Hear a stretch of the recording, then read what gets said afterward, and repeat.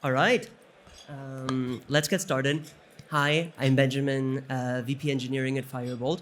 For all those of you who haven't heard of Firebolt before, we're building a Postgres-compliant analytical database for real-time applications, right? Meaning it scales out, it supports Iceberg, you can run high concurrency, low latency queries. And I personally, and I think this is maybe important context for this session, am like a high performance C++ SQL programmer kind of by trade. So I studied database internals, built database internals. So I don't come from, I think, the traditional ML or AI community like many of you. And one thing that comes up quite a lot when we talk to folks or kind of we meet as database engineers is, hey, SQL or Python, right? And I think many of you probably had discussions with your friends. Should you write on Python data frames? Should you write SQL? My claim would be, honestly, that's the least important questions for the AI era.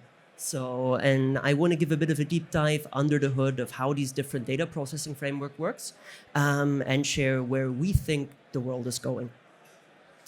All right, and so again, kind of C++ programmer, I thought, hey, let's figure out how many papers are actually being published every 6 months about distributed high-performance computing. And so I pulled out Cursor, did some vibe coding, scraped archive, and got, well, pretty humbled pretty quickly, because when you're a C++ systems programmer, you're like thinking, hey, what we're doing is important, but I think it's pretty clear that everyone here in the audience building ML and AI models is actually at the center of the universe right now. So if you look since 2021, just the archive publications around artificial intelligence, you can see it's growing exponentially. And especially since ChatGPT launched in late 2022, it's picking up like crazy. Second half of 2025 isn't over yet. It's on target to, again, blow the first half of the year out of the water. Now, I personally think this must be pretty scary, right? Like there's so many papers coming out, so much new progress. I looked at some of these papers, new forms of RAG, better ways to do post-training. There's so much progress and so much stuff happening, and I think you can really feel it here at Ray Summit as well, that the question is the dust settling? And if I asked all of you, I don't know, who feels like they're confident they know how AI applications will be built 2 years from now? Maybe quick raise of hands. One person, all right, please come to the podium. No, just kidding. And I totally agree with that. That said, I think there are certain patterns that are emerging if you look at these types of applications that are worth talking about. And I don't think any of you would be here if you don't believe that LLMs are here to stay, right? They allow us to build better software, build different types of software, change the way humans interact with machines. And so I think that's here to stay. The second thing that I think is here to stay is that RAG, retrieval augmented generation, as a pattern to build AI applications is also not going away. And now you can debate SQL for RAG, graph RAG, other types of RAG, right? But I think this technique of basically feeding relevant business data into your LLM to get answers that matter to you and that know about your business, that's something we'll continue seeing for years to come.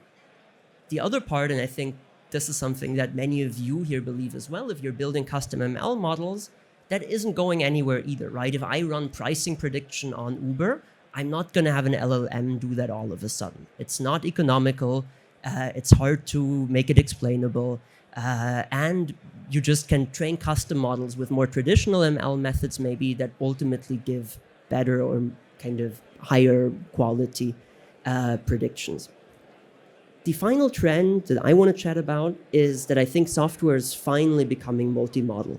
Maybe going 2 or 3 years back, who of you actually worked with audio, video, image kind of data? Quick raise of hands again. All right, so about 4 people. Who is working with it today? A few more, maybe twice as many people. All right, so if it goes twice as much every 2 years, that's also exponential growth. I think if you look at LLMs, right, the fact that they understand audio, that they understand video, that they understand images, is making multi-model data processing much more accessible for a wider set of companies. And I think that's also going to change how just organizations consume and work with data over the next couple of years. Now, the thing that I find quite interesting is that if you look at high-performance data systems today, there's really two different communities building AI apps. And I would assume that many of you basically kind of fall to the right side of the picture, right? You're using polars or pandas to wrangle data frames. You're using frameworks like Ray to orchestrate ML training or ML serving. And in our world, let's say, relational or also semi-structured SQL engines, we're working with a lot of companies that historically haven't trained their own ML models and haven't used framework like Ray, that are now still starting to build AI apps. But if you look at the AI apps they are building, they actually look much closer to, I would say, traditional SQL workloads that you've seen for the past 10 years. There's going to be a batch ELT script that takes all your raw data from your organization and transforms it into a shape that's good for serving. This is, by the way, similar to what maybe many of you are doing when they do pre-processing for your ML training pipelines, where you also just wrangle massive amounts of data on a large cluster to get into a shape that's good for training. Now, the other part of the pipeline then is serving AI applications, right? And this is where many of our customers are starting to build their first AI apps. And they're using tools like LangChains, MCP servers, agent-to-agent protocols, all of these things to ultimately build RAG pipelines. This is very different. Like, who here is training their own ML models kind of during their day-to-day at work? All right, so quite a few people. I think in that world, you probably don't think relational SQL engines are super cool, right? Kind of like you prefer, in many cases, writing Python. You might want to do more complex data frame computations. You want to use the Python ecosystem and all the amazing libraries available there to do more complex computations. And historically, that's something that SQL engines just don't support particularly well. Now, the interesting thing is if you look under the hood, all of these pieces of technology here share pretty similar building blocks, even though they are used by completely different people, and even though they are used in completely different types of applications. And so I know kind of slides with emojis might be a bit controversial, so I'm happy to discuss which one is actually first place or checkmark and so on. But that's my personal view on these shared building blocks and actually who supports which one. And let's start at the beginning. Now, when you do data processing, do you prefer writing Python or SQL? Whoever prefers Python, maybe quick show of hands. All right, so that's pretty clear. Who prefers SQL? All right, a few people. So definitely the majority kind of prefer writing Python. And to be honest, and I'll just be kind of admitting it as a person building SQL databases tend to not do a very good job giving all of you Python interfaces, right? Kind of, okay, you can use frameworks like Ibis, but fundamentally you wouldn't think about, hey, cool, I can write like a nice data frame processing script on top of Spark or something like that. Now, Pythonic data frame engines like Pandas and Polars or distributed computing frameworks like Ray are amazing for that. And this is, I think, one place where SQL engines just fall short completely nowadays. They don't meet many of you where you're at, right? Like seriously, if you want to write Python, kind of we as the people building relational SQL engines should make it easy for you to write Python. One thing where relational SQL engines are really good though, is actually having a query planner, right? Kind of when it comes to predicate pushdown, redundant join elimination, aggregate placement, collapsing shared aggregates, all of these really kind of complicated optimizations that something like Spark or Firebolt or also DuckDB or something does under the hood. To give an example, our planner has about 170 optimization rules. It does cost-based join reordering. It uses historical telemetry from past queries to actually optimize new query patterns. This is something where I believe relational SQL engines are best in class. Now, if you look at frameworks like Polars or also Daft, these systems are also starting to invest more and more into query planners, right? It's not like query planners don't exist kind of for these types of systems, but I personally believe that relational SQL engines are ahead here.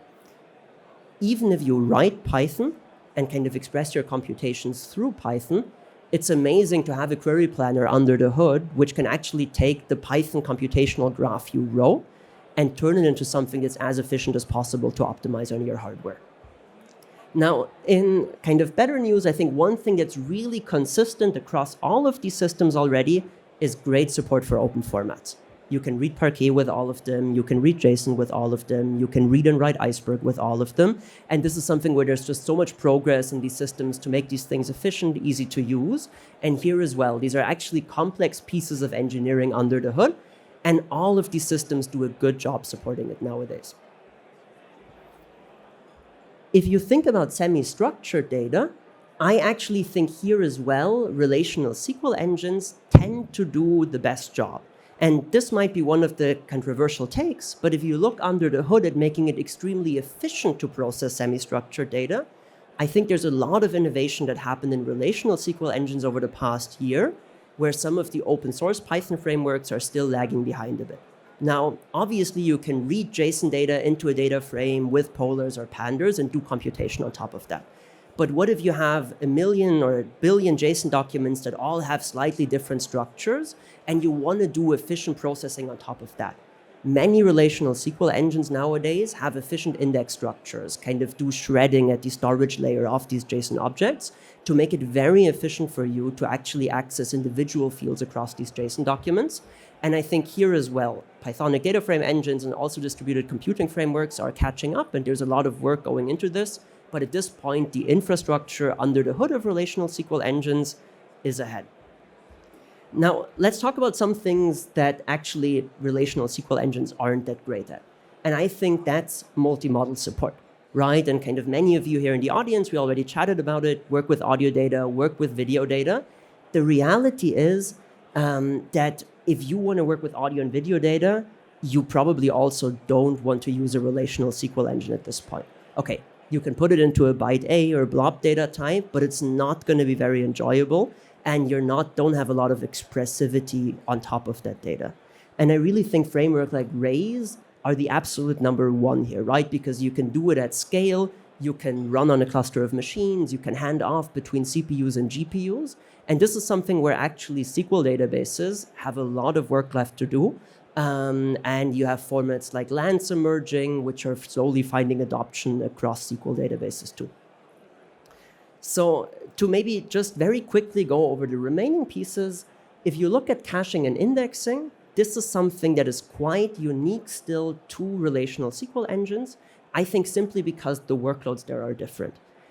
If you look at kind of running a training job on Ray, you're probably not going to use the same image kind of a million times as part of your Ray data pre-processing pipeline, right? In many cases, it's loaded runs, run some transformation, maybe run some inference, but you don't need multi-tiered caching, SSD caches, main memory caches, and all of these things. Yeah, and then one thing that maybe at the bottom of the table, where relational SQL engines also will have to catch up, is handoff between CPUs and GPUs. So who here is working both with CPUs and GPUs? All right, so that's a lot of people, probably half of you. Here as well. Honestly, you probably don't think of Spark being cool technology to do handoff between CPUs and GPUs, right? It's just not built for that. It's built for CPUs. And I think over time here as well, relational SQL engines will need to make it a lot easier to actually do this handoff and do GPU processing in the places that's right. So to maybe give my personal conclusion, I really think we're in this interesting moment in time where you have two different communities building AI apps. And if you look at the systems these people are building, they're quite similar under the hood. And by the way, this is also pretty clear when you talk to the folks at Ray, for example, kind of building and contributing to their open source platform. Many of the data management problems they have are very similar to the ones that we have building a Postgres compliant SQL engine. I personally want to get into a state where relational SQL engines are more useful to all of you. If you don't consider them cool today, I think that's ultimately a failure on the end of people building relational SQL databases and something where we'll have to do more work. And more work will mainly be across the interfaces, making it easy for all of you to actually write Python code and get amazing value out of these systems, supporting multi-model better, and then also making it easier to hand off work between CPUs and GPUs. And I think over time, we'll hopefully get into a state where actually also across your ML pipelines at the bottom, you can use a system like Firebolt for your transformations, expressing Python at scale on hundreds of machines, while using systems like AnyScale to do the actual GPU-based multi-model processing, scaling, and orchestration. Yeah, and with that, thank you for your attention. I hope you're enjoying lunch, and happy to answer any questions on the sidelines. Thank you.